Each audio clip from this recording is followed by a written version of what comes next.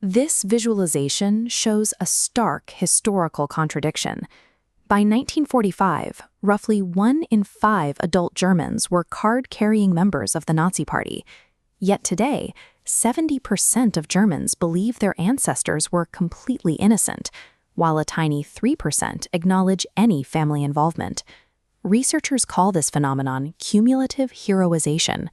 Over 3 generations, family memory edits out uncomfortable facts, gradually reinterpreting their ancestors as everyday heroes or victims, regardless of what they actually did during the war. For 80 years, this coping mechanism allowed an entire society to sidestep familial guilt.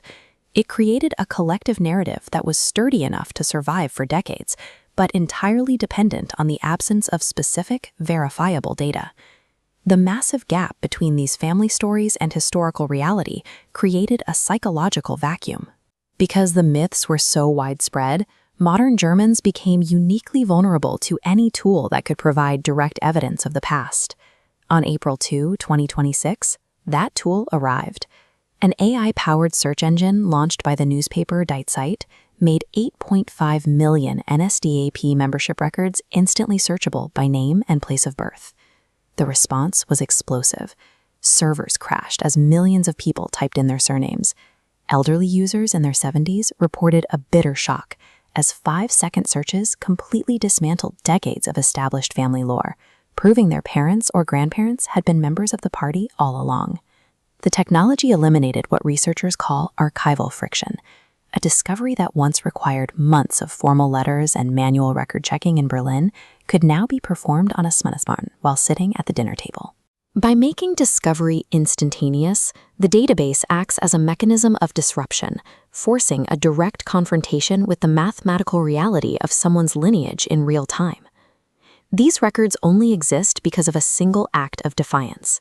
In April 1945, as Allied forces closed in on Munich, Nazi leadership ordered the immediate destruction of the entire party registry, stored here at the administrative headquarters on Königsplatz. The scale of the attempted erasure was immense. Approximately 65 tons of index cards were trucked to a local paper mill to be pulped and recycled into blank paper. But the mill's director, Hans Huber, was not a party member. He defied the order, stalling Nazi officials with excuses, while his workers hid the massive archive under mountains of industrial waste paper until the Americans arrived. Michelle Thomas, a Jewish camp survivor serving with U.S. intelligence, received a tip and secured the warehouse on May 20, 1945. These cards were saved and eventually transferred to the Berlin Document Center, where they became essential evidence for the Nuremberg trials. Without Huber's sabotage, the physical proof required for today's generational reckoning would have been permanently erased from history. A legal paradox kept these documents offline for decades. The German Federal Archives hold the original cards, but German privacy law prohibits publishing personal data until 100 years after a person's birth. For the youngest party members, those records remain legally locked until 2028. However, the Americans kept microfilm copies of the archive, which are governed by U.S. law. Under the 1998 Nazi War Crimes Disclosure Act, the public interest in these records takes precedence over individual privacy, allowing the U.S. National Archives to publish the digitized microfilm reels online without restriction. Data journalists exploited this jurisdictional gap. They took the messy, legally unrestricted U.S. microfilm scans and used artificial intelligence to index them, bypassing the German legal blockade entirely. This meant it took American transparency laws and modern machine learning to put Germany's own history back into the hands of its citizens.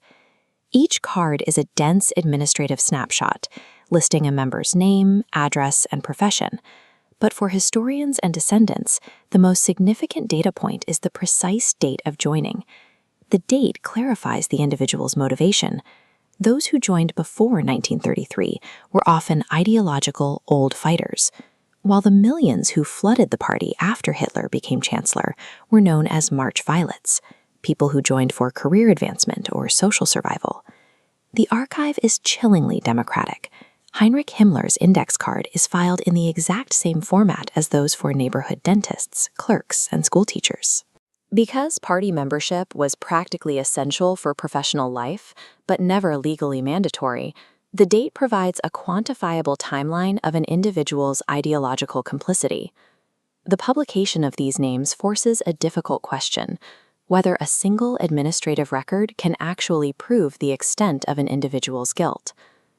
Most historians agree that while a card doesn't document specific crimes, it definitively signals that the individual gave their formal approval to the regime. For many descendants, discovering this approval is devastating. Families who never confronted their history report elevated rates of depression and burnout, and the sudden revelation of a relative's membership often fractures families and creates lasting alienation. Even high-profile figures have been exposed. In late 2023, the original party card of Prince Bernhard of the Netherlands was found in his private files, decades after he publicly swore on a Bible that he was never a Nazi. These discoveries prove that burying the past rarely protects a family.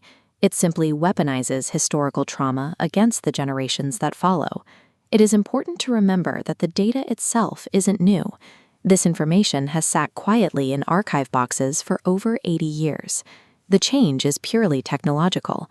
By eliminating the friction of the archive, the search engine has turned a specialized historical inquiry into an inescapable personal fact.